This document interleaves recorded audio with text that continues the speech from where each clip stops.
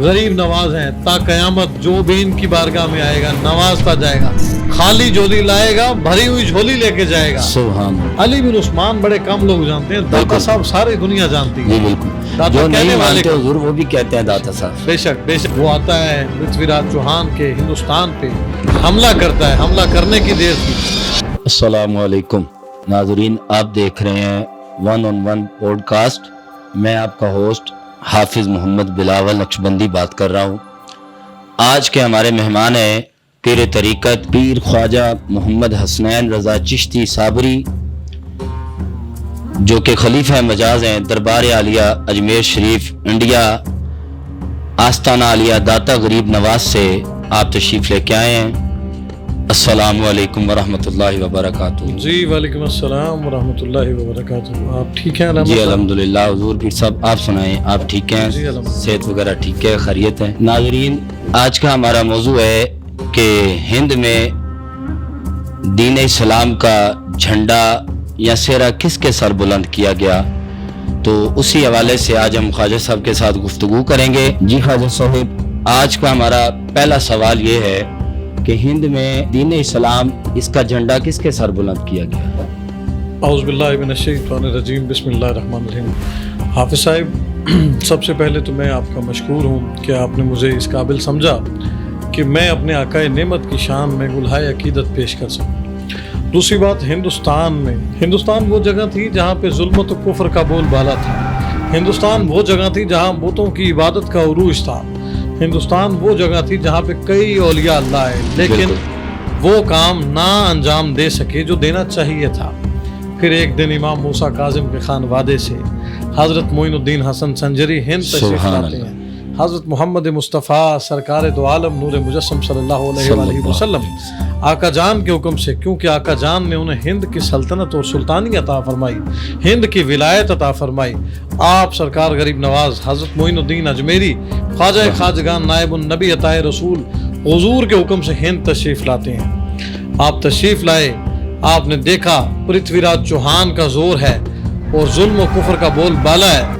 آپ نے اسے کئی مرتبہ بارہا مرتبہ سمجھانے کی کوشش کی، دعوت اسلام تبلیغ اسلام کی، اسلام کی دعوت دی، لیکن جب اللہ فرماتا ہے وہ ایسے لوگوں کے دلوں پہ مہر لگا دیتا ہے، لیکن اسے خواجہ صاحب کی دعوت کی سمجھ نہ آئی۔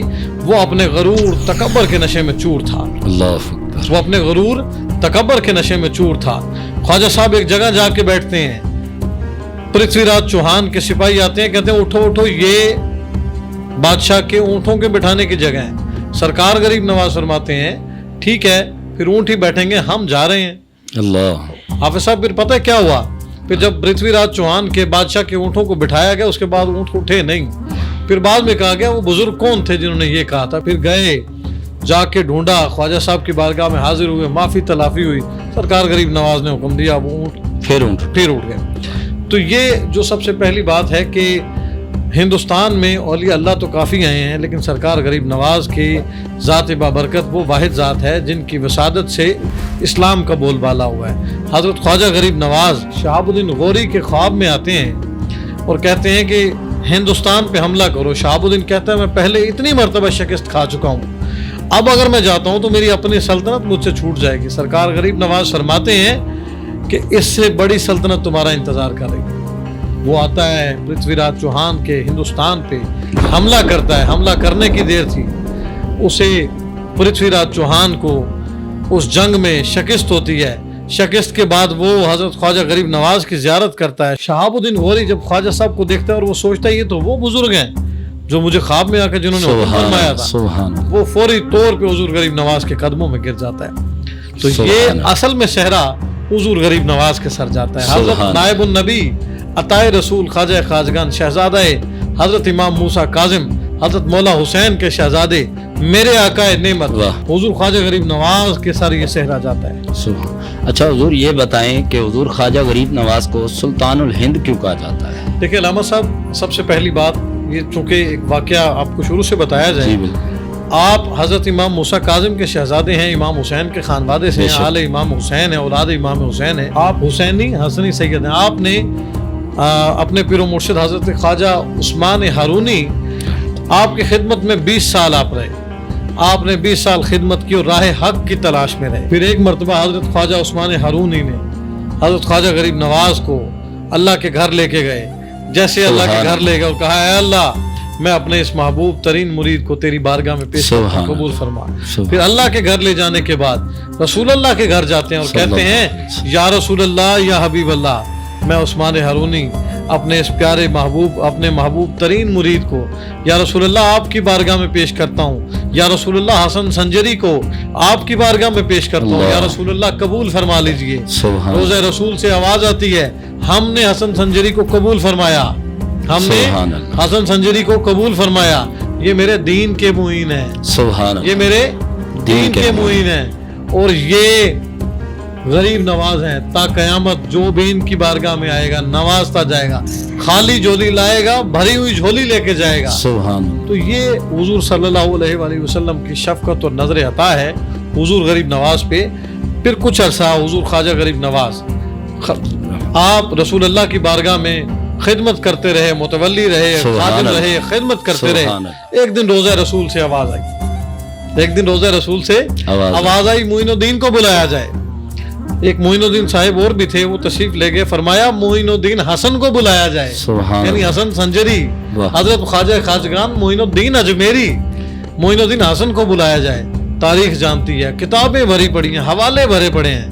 سرکار غریب نواز رسول اللہ کی بارگاہ میں حجرے کے اندر جب گئے تو سرکار غریب نواز کے اس حوالے سے حوالے بھرے پڑے ہیں کہ فرمایا جاتا ہے کہ رسول اللہ نے اپنا خلیفہ, اپنا نائب, اپنا جانشین خلیفۃ الرسول فی الہند مقرر کر کے خواجہ صاحب کو ہندوستان بھیجا. اور یاد رکھیے علامہ صاحب, یہ میرے غریب نواز ہیں, میرے آقائے نعمت ہیں. جب آپ آتے ہیں لاہور آتے ہیں داتا علی اجویری کی بارگاہ میں رضی اللہ تعالیٰ عنہ, حضور داتا گنج بخش کی بارگاہ میں آتے ہیں. ویسے علامہ صاحب علی بن عثمان بڑے کم لوگ جانتے ہیں, داتا صاحب ساری دنیا جانتی ہے. جو نہیں مانتے حضور وہ بھی کہتے ہیں داتا صاحب. بے شک بے شک. داتا کہنے والے کون ہیں؟ داتا صاحب کے فیضان کو جب حضور غریب نواز نے دیکھا, 40 دن آپ نے عبادت فرمائی. آج بھی آپ کا حجرہ اعتکاف, حجرہ عبادت حضور داتا گنج بخش کی بارگاہ میں موجود ہے.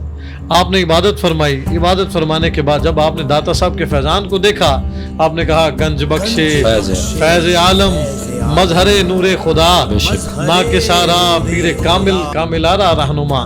آپ گنج بخش ہیں, آپ عطا کا سمندر ہیں, آپ داتا ہیں. آج داتا صاحب کو داتا گنج بخش کے نام سے زمانہ جانتا ہے. یہ کس ہستی کے اشعار ہیں؟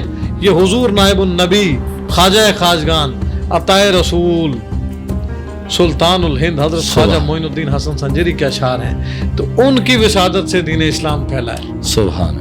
اچھا حضور, ابھی آپ بھی خواجہ صاحب کا تعارف کرواتے ہوئے نائب رسول کہہ رہے ہیں انہیں, اور یہ بات بھی ہے کہ آپ کو نائب رسول کہا جاتا ہے.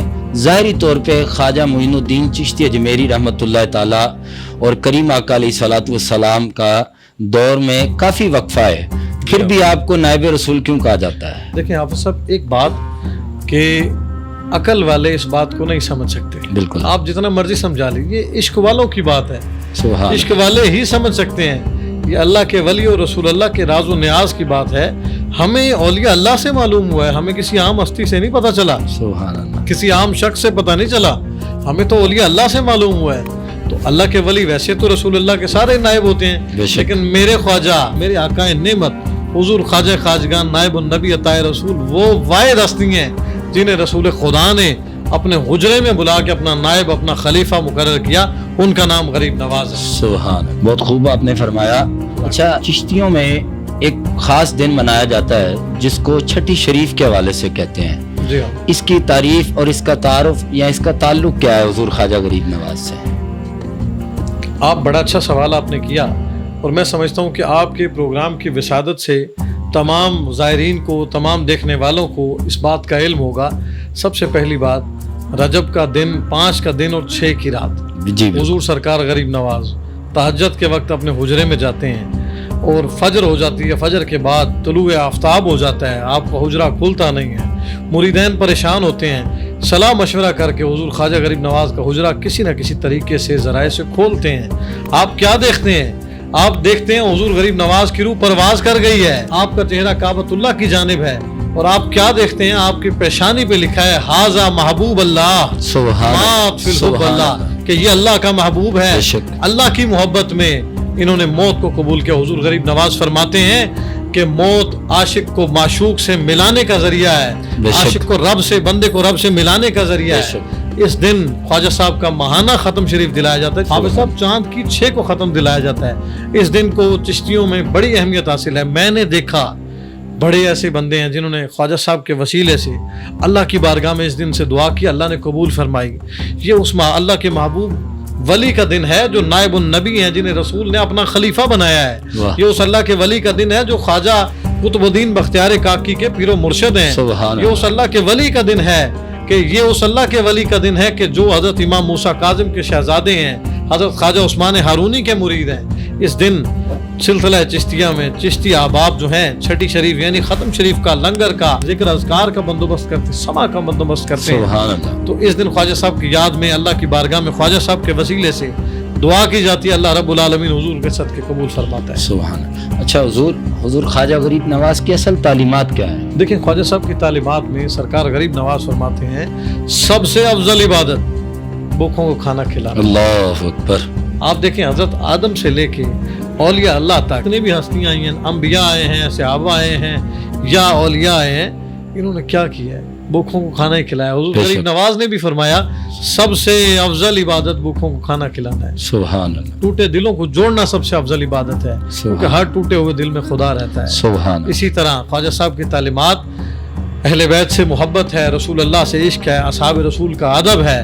خواجہ صاحب کی تعلیمات نماز ہے, قرآن ہے, محفل سما بھی ہے. اکثر لوگ سما پہ اعتراض کرتے ہیں, لیکن سما چشتیوں کے نزدیک عاشق کو معشوق سے کنیکشن میں آسانی دیتی ہے, یہ تعلق بناتی ہے. اور یہ سما جو سنتا ہے وہی جانتا ہے. اس کی روح بے قرار ہوتی ہے جب سما میں سنتا ہے. جب تک سما میں یہ نہیں سن لیتا الہی زندگی یوں ہی بسر ہو, نبی کا درد ہو میرا جگر ہو, تنم فرسودہ جاں پاراز ہجرا یا رسول اللہ, جب تک یہ نہیں سنتا اسے سکون نہیں ملتا. سما میں یہاں تک سنا جاتا ہے نسیمہ جانب بطحا گزر کن زی ہوا لم محمد را خبر کن. تو یہ ایک خواجہ صاحب کی تعلیمات کا حصہ ہے سما بھی. اور سب سے بڑی جو خواجہ صاحب کی تعلیمات ہیں, سب سے بڑی تعلیم بھوکھوں کو کھانا کھلانا ہے, ٹوٹے دلوں کو جوڑنا ہے. سبحان. اچھا حضور آپ سے لاسٹ سوال میرا یہ ہے کہ چشتیوں کے نزدیک سب سے زیادہ حضور خواجہ معین الدین کو کیوں مانا جاتا ہے؟ دیکھیں خواجہ غریب نواز سرکار سلسلہ چشتیہ میں حضرت مولا کائنات ہمارے آقا نعمت ہیں, ہمارے سرتاج ہیں, ہمارے پیر و مرشد ہیں, حضرت خواجہ حسن بصری سے حضرت ابراہیم بن ادم آپ سے ہوتے ہوئے حضرت خواجہ عثمان ہارونی اور خواجہ غریب نواز رضی اللہ تعالیٰ عنہ, یہ تمام اولیاء اللہ کا اپنا مقام ہے. لیکن خواجہ صاحب کو سرکار مدینہ نے, سرکار دو عالم نے صلی اللہ علیہ وآلہ وسلم نے خاص ذمہ داری عطا فرمائی ہے. تو جسے ذمہ داری میرے آقا حضرت محمد مصطفیٰ طبیب علت گناہ حضرت محمد مصطفیٰ عطا فرمائے, ان کا بول بالا کیوں نہ. تمام اولیاء اللہ کی شان, ہمارے چشت کے تمام ولیوں کی شان اپنی جگہ, لیکن ہند میں اسلام کا سہرا میرے غریب نواز کے سر ہے. اسی لیے خواجہ صاحب کا مقام, خواجہ صاحب کا ذکر سب سے بلند کیا جاتا ہے. جزاک اللہ. سبحان. ناظرین آپ نے دیکھا کہ آج کے جو ہمارے مہمان تھے حضرت خواجہ حسنین رضا چشتی صابری, آپ نے بڑی پیاری گفتگو حضور خواجہ معین الدین چشتی اجمیری رحمۃ اللہ تعالیٰ کے بارے میں فرمائی. آپ تمام احباب بھی اس کو دیکھیے گا, اور جو دوست سن رہے ہیں یا دیکھ رہے ہیں اللہ تعالیٰ ان کو بھی عمل کی توفیق عطا فرمائے. خواجہ صاحب کے آنے کا بھی شکریہ ادا کرتا ہوں. اللہ تعالیٰ ان کے علم میں, عمر میں, رزق میں, جان میں برکتیں عطا فرمائے, اور حضور غریب نواز کا فیض ان کے آستانے پہ تا قیامت جاری و ساری فرمائے.